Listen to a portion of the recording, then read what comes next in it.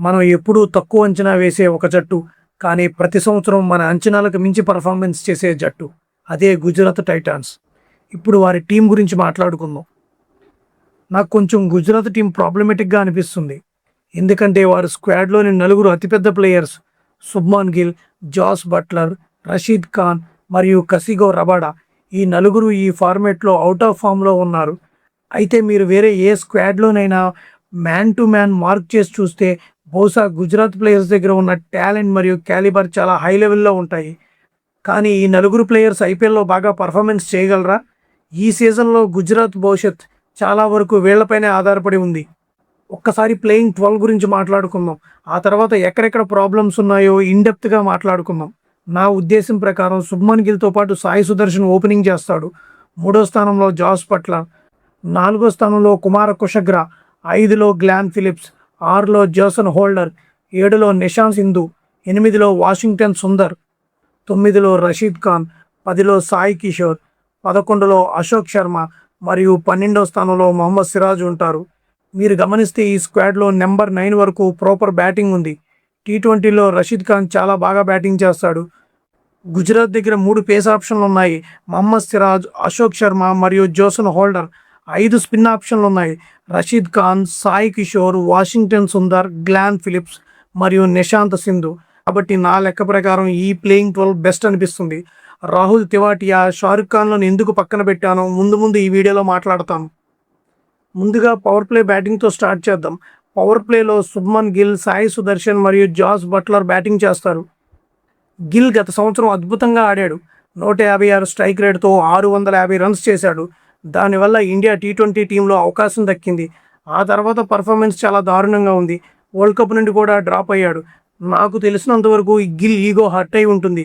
2024 T20 world cup కూడా miss అయ్యాడు. ఆ తర్వాత 2025లో ఆ పర్ఫార్మెన్స్ వచ్చింది. ఇప్పుడు 2026లో కూడా మిస్ అయ్యాడు కాబట్టి ఖచ్చితంగా ఒక మంచి పర్ఫార్మెన్స్ వస్తుంది. కాబట్టి ఇప్పుడు ఫామ్ ఎలా ఉన్నా గిల్ ఖచ్చితంగా బాగా ఆడతాడని నాకు అనిపిస్తుంది. ఎందుకంటే అతను చాలా గొప్ప ప్లేయర్. ఇక జాస్ బట్లర్ బహుశా టీ20 హిస్టరీలోనే one of the best batsmen అని చెప్పవచ్చు. ఇంటర్నేషనల్ లెవెల్లో మరియు ఐపీఎల్లో కూడా చాలా మంచి ప్లేయర్. కానీ ఈ సంవత్సరం టీ20 వరల్డ్ కప్లో బట్లర్ పర్ఫార్మెన్స్ అస్సలు బాగోలేదు. 11 యావరేజ్, 116 స్ట్రైక్ రేట్ మాత్రమే. ఫ్లాట్ పిచ్ల మీద కూడా బట్లర్ బ్యాట్ నుండి రన్స్ రాలేదు. ఎవరో చిన్నపిల్లాడి చేతిలో బ్యాట్ పెట్టినట్లు అనిపించింది. ఇదొక పెద్ద కన్సర్న్. పవర్ ప్లేలో మరో batsmen Sai Sudarshan. Once again ఇతను చాలా కన్సిస్టెంట్ ప్లేయర్. ఐపీఎల్లో వరుసగా 3 ఏళ్లు చాలా బాగా ఆడాడు. గత సీజన్లో 759 రన్స్, 2024లో 527 రన్స్. ఇంకా చెప్పాలంటే 2023 ఐపీఎల్లో 8 ఇన్నింగ్స్‌ల్లో 362 రన్స్ కొట్టాడు. కాబట్టి సాయి ఈసారి కూడా రన్స్ చేస్తాడని నేను చాలా షూర్‌గా ఉన్నాను. కానీ ఎంత స్ట్రైక్ రేట్‌తో ఆడతాడన్నది చూడాలి. మిగతా టీమ్స్‌తో కంపేర్ చేసి చూస్తే పవర్ ప్లే బ్యాటింగ్ పర్వాలేదు, కానీ కరెంట్ ఫామ్‌ని బట్టి చూస్తే నాకు అంత డేంజరస్‌గా అనిపించడం లేదు. అందుకే నేను ప్రస్తుతానికి 10కి 8.5 రేటింగ్ ఇస్తున్నాను. ఇప్పుడు మిడిల్ ఓవర్ బ్యాటింగ్ గురించి మాట్లాడుకుందాం. బట్లర్ 3వ స్థానంలో వస్తున్నాడు కాబట్టి మిడిల్ ఓవర్స్‌లో బ్యాటింగ్ చేస్తాడు. ఆ తర్వాత కుమార కుషగ్రా మరియు గ్లాన్ ఫిలిప్స్ వస్తారు. కుమార కుషగ్రా డొమెస్టిక్ ఫామ్‌ను నేను అస్సలు ఇగ్నోర్ చేయలేను. అతను టాప్ ఆర్డర్‌లో ఆడాలి. జార్ఖండ్ కోసం 3వ స్థానంలో వచ్చి బ్యాటింగ్ చేస్తాడు. నేను ఇక్కడ అతను 4వ స్థానంలో ఉంచాను. ఒకవేళ బట్లర్ వరుసగా ఫెయిల్ అవుతుంటే గుజరాత్ కుమార కుషగ్రాను 3వ నెంబర్‌కి ప్రమోట్ చేసి టామ్ బంటన్‌ని 4లో ఆడించవచ్చు. ఈసారి రంజీ ట్రోఫీలో అతను ఒక అద్భుతమైన డబుల్ సెంచరీ కూడా చేశాడు. విజయ్ హజారే ట్రోఫీలో 74 యావరేజ్, సయీద్ ముస్తక్ అలీ ట్రోఫీలో 60 యావరేజ్ మరియు 161 స్ట్రైక్ రేట్‌తో 422 రన్స్ కొట్టాడు. హర్యానాతో జరిగిన జార్ఖండ్ ఫైనల్ మ్యాచ్లో కేవలం 38 బంతుల్లో 81 రన్స్ చేశాడు. కుమార కుషగ్రా అవుట్ స్టాండింగ్ ఫామ్‌లో ఉన్నాడు కాబట్టి నేను అతన్ని ఖచ్చితంగా బ్యాక్ చేస్తాను. అతను బాగా ఆడతాడు. ఈ ఫార్మేట్లో గ్లాన్ ఫిలిప్స్ చాలా బాగా బ్యాటింగ్ చేస్తున్నాడు. అయితే ఐపీఎల్లో అతను ఆడేందుకు అంతగా అవకాశం రాలేదు, కానీ ఫామ్ మాత్రం చాలా బాగుంది. ఈ వరల్డ్ కప్లో 36 యావరేజ్తో 157 strike rate. India versus New Zealand T20 సిరీస్లో కూడా 35 యావరేజ్, 153 స్ట్రైక్ రేట్ నమోదు చేశాడు. వన్డే సిరీస్లో కూడా ఇతను చాలా బాగా ఆడాడు. స్పిన్ ఎదుర్కోవడంలో బ్యాట్తో బాగా ఇంప్రూవ్ అయ్యాడు. కాబట్టి గ్లాన్ ఫిలిప్స్ మరియు కుమార కుషగ్రా మిడిల్ ఆర్డర్ ఇద్దరు సాలిడ్ బ్యాట్స్మెన్లు. మరియు గ్లాన్ ఫిలిప్స్ మరియు కుమార కుషగ్రాల కరెంట్ ఫామ్ బాగుంది కాబట్టి నేను కొంచెం ఎక్కువ మార్కులే ఇస్తాను. వీరి మిడిల్ ఓవర్ బ్యాటింగ్కి 10కి నేను 9 రేటింగ్ ఇస్తున్నాను. ఇప్పుడు ఫినిషర్స్ గురించి మాట్లాడుకుందాం. Glenn Phillips, Jason Holder, Washington Sundar, Nishant Sindhu మరియు Rashid Khan. Once again batting depth చాలా బాగుంది. జోసన్ హోల్డర్ తన కెరీర్ పీక్ ఫామ్లో ఉన్నాడు. అందుకే సరిగ్గా బౌలింగ్ కూడా చేయలేకపోతున్న రబాడాను నేను పక్కన పెట్టాను.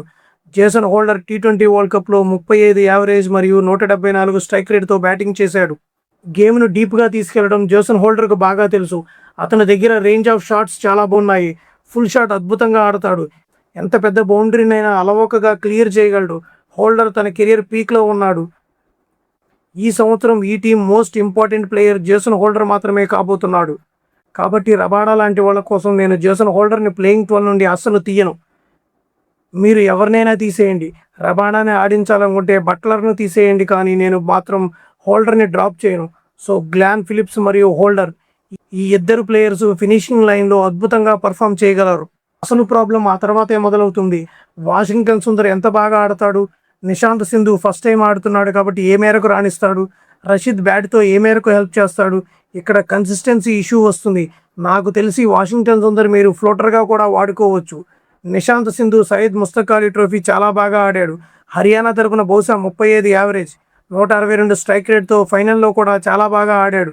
నేను నిశాంత్ సింధుని తీసుకోవడానికి కారణం షారుఖ్ తెవాటియాలు ఎందుకు తీసుకోవడం లేదంటే వాళ్ళు ఎంత దారుణంగా ఆడుతున్నారంటే సొంత డొమెస్టిక్ టీంలే వాళ్ళని పక్కన పెట్టేస్తున్నాయి. అలాంటప్పుడు డొమెస్టిక్ టీముల్లోనే చోటు దక్కించుకోలేని ప్లేయర్స్ వచ్చి ఐపీఎల్ లాంటి పెద్ద స్టేజ్ మీద గుజరాత్ కోసం మ్యాచ్ ఫినిష్ చేయాలని మీరెలా ఆశిస్తారు?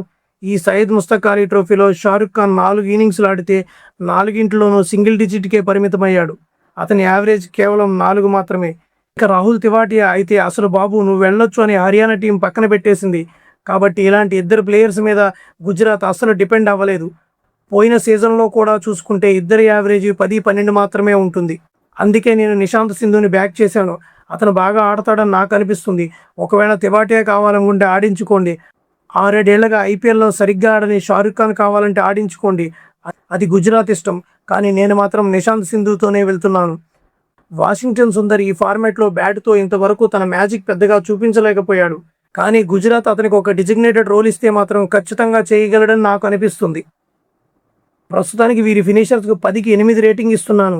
నేను ఏ కోణంలో ఆలోచిస్తున్నానో మీకు అర్థమయ్యే ఉంటుంది. వాషింగ్టన్ సుందర్ ఎలాంటి ఫామ్తో వస్తాడో చూడాలి. నిశాంత్ సింధు ఫస్ట్ టైం ఆడుతున్నాడు కాబట్టి 8/10 రేటింగ్ ఇస్తున్నాను. షారుఖ్ ఖాన్ తివాటియాల గురించి నేను అసలు మాట్లాడడం లేదు. వాళ్ళు మీకు కావాలంటే ఆడించుకోండి. కానీ నా వరకైతే ఇదే బెస్ట్ ప్లేయింగ్ 12. ఇప్పుడు బ్యాటింగ్ బ్యాకప్ గురించి మాట్లాడుకుందాం. టామ్ బంటన్ ఉన్నాడు. ఒకవేళ బట్లర్ వర్స్ట్ పర్ఫార్మెన్స్ కంటిన్యూ అయితే ఫైనల్గా గుజరాత్ టామ్ బంటన్ని తీసుకురావాల్సిందే. ఎందుకంటే అతను స్పిన్ చాలా బాగా ఆడతాడు. ఈ టీ20 వరల్డ్ కప్లో 137 స్ట్రైక్ రేట్తో బ్యాటింగ్ చేశాడు. కాబట్టి అతను చాలా డీసెంట్ బ్యాట్స్మెన్. మిగతా batting backup players domestic form ఎంత దారుణంగా ఉందంటే కనీసం చూడలేం. అనూజ్ రావత్ గురించి మాట్లాడినా, రాహుల్ తివాటియా గురించి మాట్లాడినా, షారుఖ్ గురించి మాట్లాడినా ఎవరూ చెప్పుకోదగ్గ ఫామ్లో లేరు. అందుకే నేను వీరి బ్యాటింగ్ బ్యాకప్కు 10కి 3 రేటింగ్ ఇస్తున్నాను. వీళ్లలో ఎవరిని రీప్లేస్ చేయగలరని నాకు అనిపించడం లేదు. ఇక పవర్ ప్లే బౌలింగ్ విషయానికి వస్తే మహమ్మద్ సిరాజ్, అశోక్ శర్మ, జోసన్ హోల్డర్. సిరాజ్ గత సంవత్సరం కొత్త బంతితో అద్భుతంగా బౌలింగ్ చేశాడు. తాను ఇప్పుడు స్వింగ్ బౌలర్ కాదని సీమ్ మీద ఎక్కువ నమ్మకం పెట్టుకున్నానని సిరాజ్ స్వయంగా చెప్పాడు. ఆ పెద్ద గ్రౌండ్లో అండర్లైట్స్లో ఆడేటప్పుడు సిరాజ్ ఇదే బెటర్. షమీ కూడా ఇక్కడ బాగా బౌలింగ్ చేశాడు. సిరాజ్ కూడా లాస్ట్ ఇయర్ బాగా బౌలింగ్ చేశాడు. సో సిరాజ్ ఖచ్చితంగా రాణిస్తాడు. జేసన్ హోల్డర్ బౌలింగ్ ఫామ్ చూస్తే టీ20 వరల్డ్ కప్లో 7 ఇన్నింగ్స్లో 10 వికెట్లు, 8 ఎకానమీ. ఇదే సంవత్సరం ఐఎల్టీలో 10 ఇన్నింగ్స్లో 15 వికెట్లు, కేవలం 6 ఎకానమీ. ఈ సంవత్సరం గుజరాత్కి జోసన్ హోల్డర్ ఒక కీ ప్లేయర్ కాబోతున్నాడు. అశోక్ శర్మ 150 స్పీడ్తో బౌలింగ్ చేయగలడు. సయ్యద్ ముస్తక్ అలీ ట్రోఫీలో 10 స్ట్రైక్ రేట్తో 22 వికెట్లు ఇచ్చాడు. ఇది అవుట్ స్టాండింగ్ పర్ఫార్మెన్స్.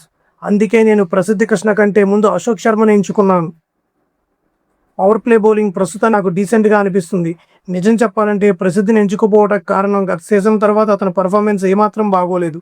ముఖ్యంగా వైట్ బాల్ ఫార్మేట్లో చాలా వరస్ట్గా ఉంది. అది మీరు చూసేటారు. అందుకే నేను అతను పక్కన పెట్టాను. ఒకవేళ ప్రసిద్ధి కృష్ణతో స్టార్ట్ చేసి అతను విఫలమైతే అప్పుడు అశోక్కి రావచ్చు. కానీ ప్రస్తుతానికి పవర్ ప్లే బౌలింగ్కి నేను 10కి 8.5 రేటింగ్ మాత్రమే ఇస్తున్నాను. మిడిల్ ఓవర్స్ బౌలింగ్ గురించి మాట్లాడుకుంటే వీరి దగ్గర సాయి కిషోర్ ఉన్నాడు. ఒక brilliant left arm orthodox spinner. నేను సాయి గురించి ఎప్పుడూ చెబుతూనే ఉంటాను. అతను వేరే ఏ దేశానికైనా డొమెస్టిక్ ఆడి ఉంటే ఈ పాటికి ఇంటర్నేషనల్ క్రికెట్లో ఆడేసేవాడు. అలాంటి అవుట్ స్టాండింగ్ స్పిన్నర్ అతను. వాషింగ్టన్ సుందర్ టీ20లకు డీసెంట్ స్పిన్నర్, అప్పుడప్పుడు కొంచెం రన్స్ ఇస్తాడు కానీ మంచి బౌలర్. నిశాంత్ సింధు సయ్యద్ ముస్తక్ అలీ ట్రోఫీలో 4 వికెట్లు తీశాడు. అతను కూడా బంతిని బాగా గ్రిప్ చేయగలడు. లైన్ లెంత్ బాగుంటుంది. జేసన్ హోల్డర్ కూడా మిడిల్ ఓవర్లో గుజరాత్కి 1-2 ఓవర్లు వేసి ఇవ్వగలడు. ఆ తర్వాత రషీద్ ఖాన్ ఉన్నాడు. రషీద్ ఖాన్ ఫామ్ కొంచెం ఆందోళన కలిగిస్తుంది.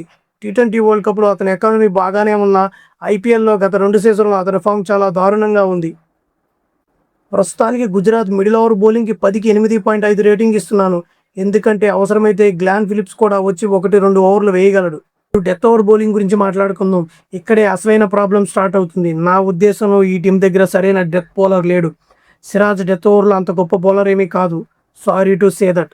ఒకప్పుడు ఎస్ఆర్హెచ్కి ఆడేటప్పుడు రషీద్ ఖాన్ డెత్ ఓవర్లో కూడా బౌలింగ్ చేసేవాడు. అప్పుడప్పుడు 2 ఓవర్లు కూడా వేసేవాడు. కానీ ఇప్పుడు రషీద్ ఖాన్ ఆ పాత బౌలర్ కాదు. అశోక్ శర్మ తొలిసారి ఐపీఎల్ ఆడుతూ డెత్ ఓవర్లో అద్భుతాలు చేస్తాడంటే నాకైతే డౌటే. అంటే గుజరాత్ పూర్తిగా ఒక జోసన్ హోల్డర్ పైన ఆధారపడుతున్నారు. ప్రసిద్ధ్ కృష్ణ ఉన్నాడు. బ్యాకప్ బౌలర్స్ని చూసుకున్నా డెత్లో వచ్చి బాగా బౌలింగ్ చేయగలిగేవాడు ఉన్నాడా అంటే నాకు అసలు కనిపించడం లేదు. ప్రసిద్ధ్ కృష్ణ విషయానికి వస్తే పోయిన ఏడాది అతని యార్కర్ల కంటే స్లోయర్ డెలివరీస్ ఎక్కువగా ఎఫెక్టివ్గా పనిచేశాయి. డెత్ ఓవర్లో ఆబ్వియస్గా పోయిన ఏడాది పర్ఫార్మెన్స్ అవుట్ స్టాండింగ్గా ఉంది. స్టార్టింగ్లో బాగా చేశాడు. మిడిల్ ఓవర్స్లో అదరగొట్టాడు. వికెట్స్ కావాల్సినప్పుడల్లా తీశాడు.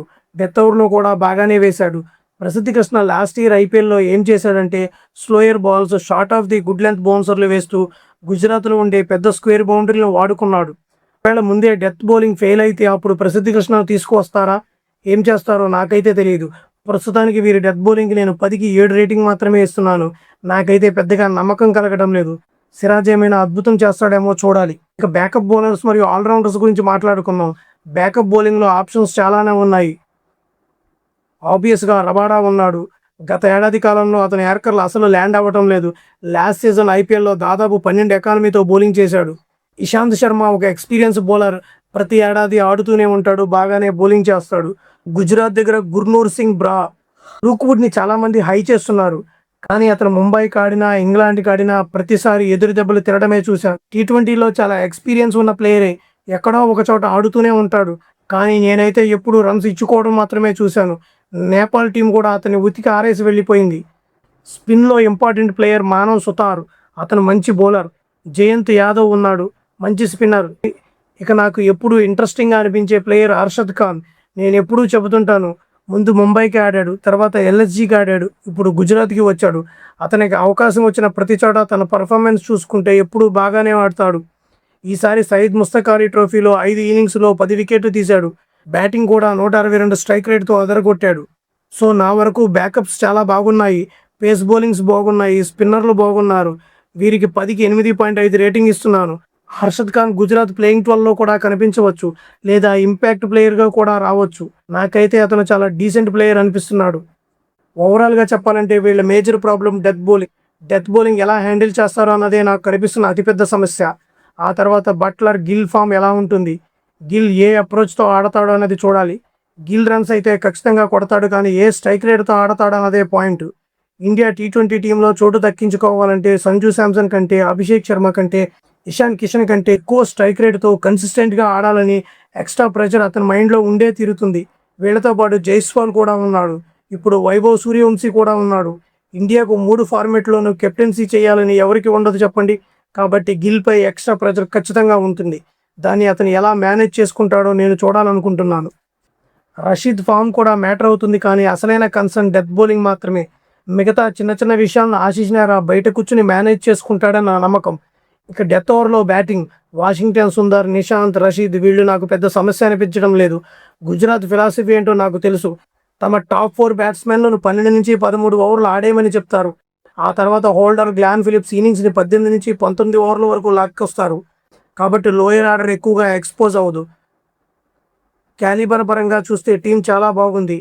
జాస్ బట్లర్ని ఇగ్నోర్ చేయలేము. శుభ్మన్ గిల్ని ఇగ్నోర్ చేయలేరు. సాయి సుదర్శన్ని ఇగ్నోర్ చేయలేరు. చాలా కాలంగా ఈ ఫార్మాట్లో బహుశా రషీద్ ఖాన్ బెస్ట్ స్పిన్నర్ కాబట్టి ఎవరిని తక్కువ అంచనా వేయలేం. Team super. కానీ వాళ్ళ కరెంట్ ఫామ్ ఎలా ఉంది, వాళ్ళను గుజరాత్ మేనేజ్మెంట్ ఎలా వాడుకుంటుంది అన్నదే ఇప్పుడు మనం చూడాలి.